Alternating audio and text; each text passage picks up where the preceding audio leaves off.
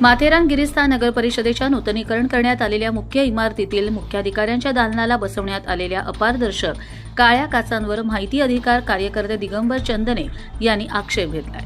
शासनाच्या पारदर्शक प्रशासनाच्या धोरणाचे उल्लंघन होत असल्याचा आरोप करत त्यांनी कोकण विभागीय आयुक्तांकडे तक्रार दाखल केली।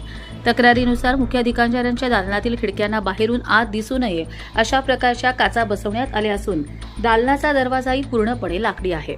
यापूर्वी अशा प्रकारच्या काचा नसताना अलीकडेच त्या बसवण्यात आल्याचं चंदने यांनी म्हटलंय। माथेरान नगरपालिकेत माथेरानच्या मुख्याधिकाऱ्यांनी कायद्याचा भंग करून काळा काचा लावून पूर्ण हे बंदिस्त केले।